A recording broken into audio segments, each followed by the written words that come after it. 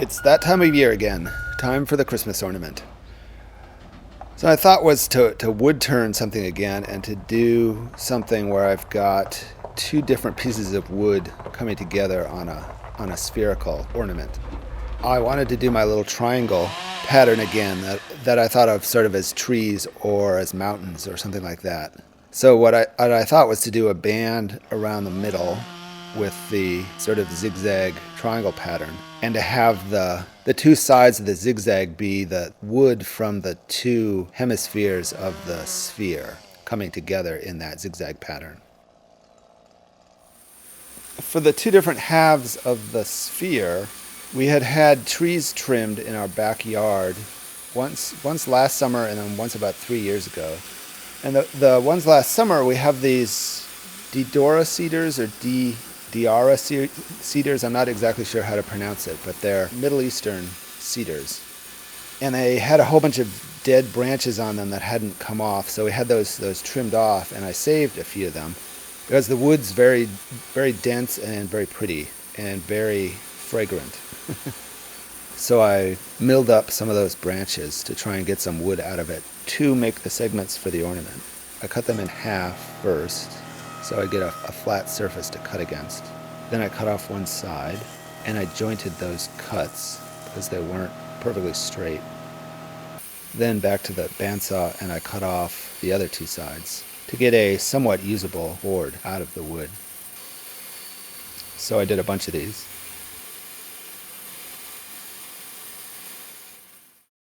Now, when I first cut the wood, I did a moisture reading and it was at 12 to 14% or so, which is a little high. But I knew these had been sitting out on the tree for years, drying. So the wood must be drier than that, and it was just that these had been sitting out in the rain for the last few months, that they were a little bit waterlogged. I put them in the oven overnight, and that seemed to do the trick. It got down below 6% on the moisture reader. So I jointed and planed and got those ready. Now, I had one last piece of birch from a birch tree we had taken out about 3 years ago or so, maybe 4 years ago. And that would make a nice contrast to the cedar in the sphere. So I milled that up into pieces that I could make into segments. And the first thing to do was to start to make the zigzag pattern that would go around the ornament. So I made a whole bunch of little triangular pieces to glue together.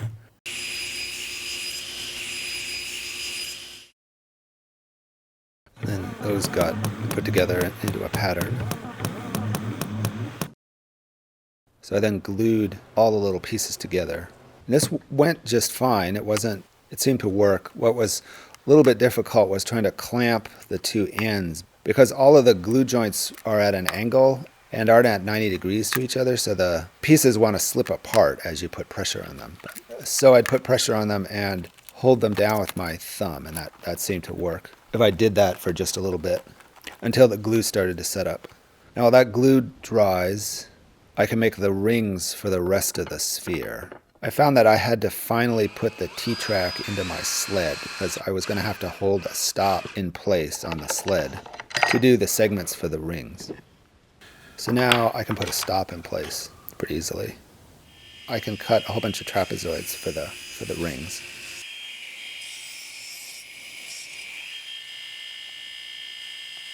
And once those are done, I can glue the rings together.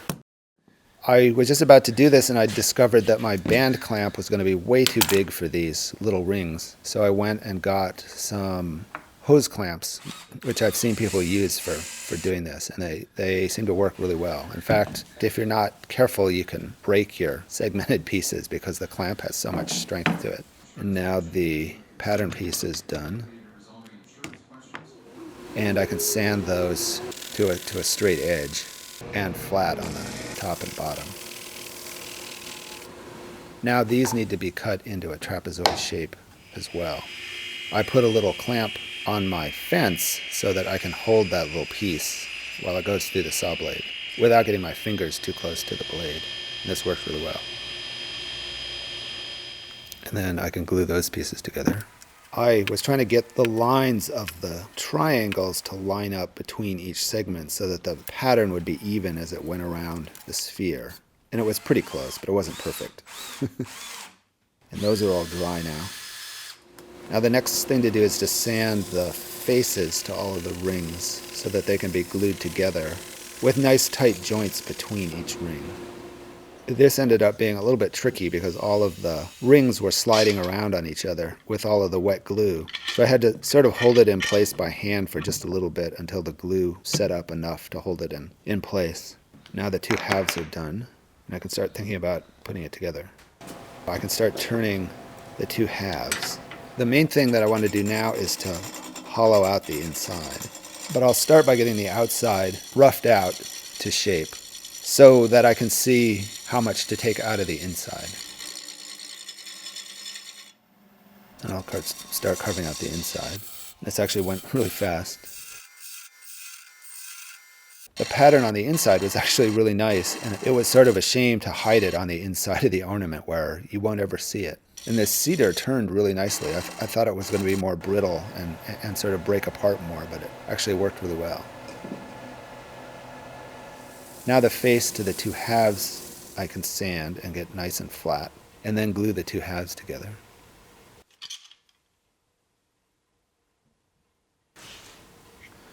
And that can go back on the lathe, and I can work on one end, the bottom end at this point.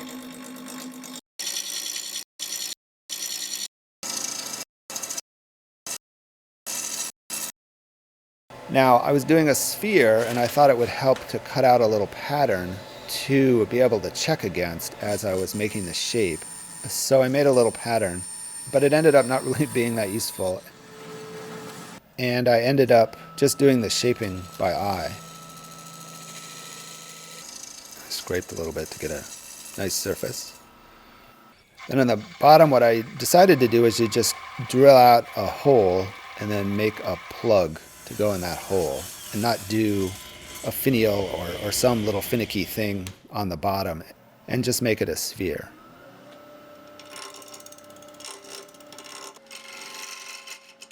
And the plug came out. And I went back and very, very carefully got up to the size that I needed for the hole that I had drilled out. The little step on the plug that you can see there is just where I went too small. There's no function to that little step in the cylinder. So I glued that in place.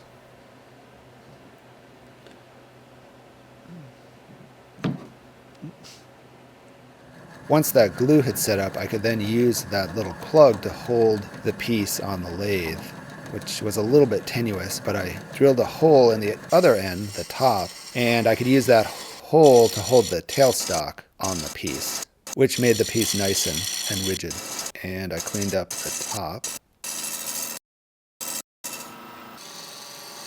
and got that fairly close to a sphere. It's nice having more room around the lathe now, with the wood moved, and some sanding. And I can cut off the little plug that I glued in earlier. Got that really close on the bandsaw. And then I could sand it smooth on the lathe and get it perfect. And it feels really nice too. I wanted to make a little top piece that would cap the top of the sphere, but also hold a ribbon so that the ornament can be held up. So I made a little cap piece. I rounded over the corners, which I think made it look a little better.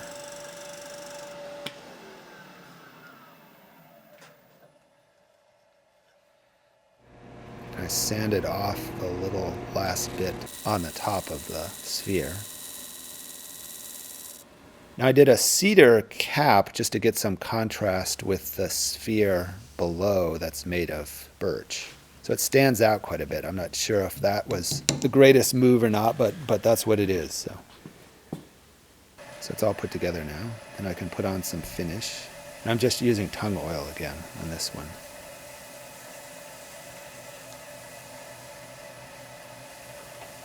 It's starting to come out, so I have to tighten it back up again a little bit. And there it is. It came out really nice. And even the seams of the little triangles actually worked out pretty well for how messy it was putting together all of the little tiny pieces.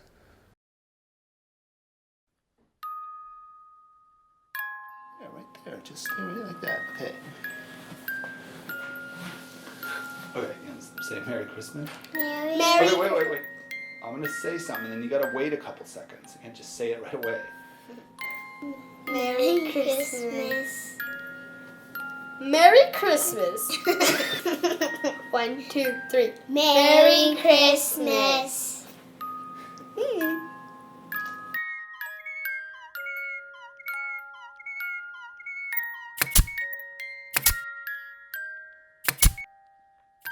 Thanks for watching.